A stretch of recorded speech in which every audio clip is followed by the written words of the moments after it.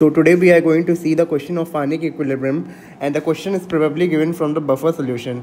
अब कैसे इसको हम लोग आइडेंटिफाई करेंगे कि क्वेश्चन हमारा बफर सोल्यूशन का कि कौन सा है। तो यहाँ पे देखो, यहाँ पे क्या दिया है, एसिटिक एसिड CH3COOH हमारा एसिटिक एसिड है और ये क्या है, सोडियम एसिटेट। तो सोडियम एसिटेट बनता कैसे है, सिंपल सा है, जब acetic acid and sodium hydroxide आपस में रिएक्ट करेंगे तो इसका H और इसका OH आपस में रिमूव हो जाएगा इन फॉर्म ऑफ वाटर और सॉल्ट का फॉर्मेशन हो जाता है CH3COONA। इसका नाम है सोडियम एसिटेट। तो ये जो सॉल्ट बना है वो किससे बना है, एसिड से बना है और एक बेस से बना है।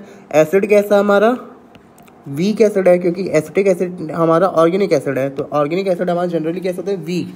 और ये बेस कैसा है, क्योंकि इनऑर्गेनिक बेस है तो ये स्ट्रॉन्ग बेस से बना है। So we can say that this sodium acetate, it is a salt of weak acid and strong base।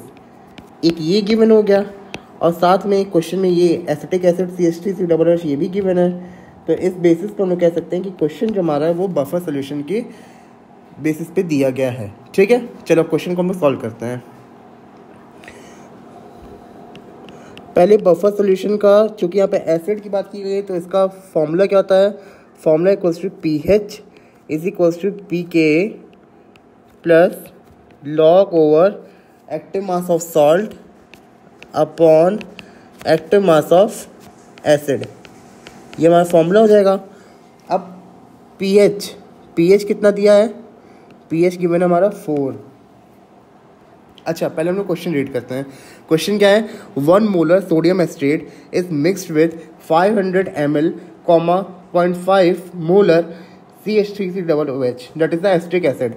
The pH of the solution is 4. Find the volume of the sodium acetate if pKa is equals to 3.7। तो pKa कितना दिया है, 3.7।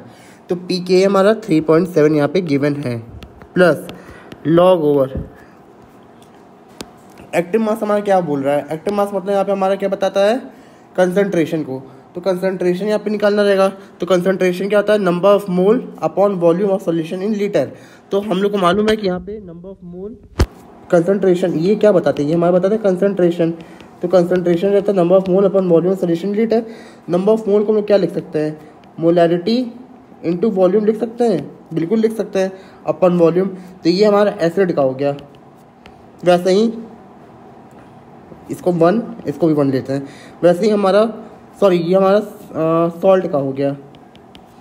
फिर M2V2 upon V total, ये हमारा acid का हो गया, एसिड का हो गया। तो V टोटल हमारा कैंसिल आउट हो जाएगा, नलीफाई हो जाएगा, बिल्कुल नलीफाई हो जाएगा। तो लोग यहाँ पे क्या लिख सकते हैं कि log over M1V1 upon M2V2 बिल्कुल लिख सकते हैं। तो 4 minus 3.7 is equals to log over, यहाँ पे देखो सॉल्ट का मोलैरिटी कितना है, सॉल्ट की मोलैरिटी दी हुई है 1, जहाँ 1 लिख देते हैं। सॉल्ट का, सॉल्ट मतलब क्या, सोडियम एसिटेट। सोडियम एसिटेट हमारा सॉल्ट है, ये हमारा जो सोडियम एसिटेट है ये हमारा सॉल्ट है। इसका क्या हमारा यहाँ पे वॉल्यूम दिया है, नहीं वॉल्यूम दिया नहीं, वॉल्यूम इसका पूछा गया है। तो let it be equals to V upon molarity of acetic acid. Acetic acid का मोलैरिटी कितना है, 0.5 और उसका वॉल्यूम कितना गिवन है, इसका वॉल्यूम है 500 ml। तो उसको यहाँ पे 500 ml पे लिख देते हैं। ठीक है, अच्छा ये 0 यहाँ जाएगा, ये यहाँ जाएगा, ये ऐसे कट हो जाएगा।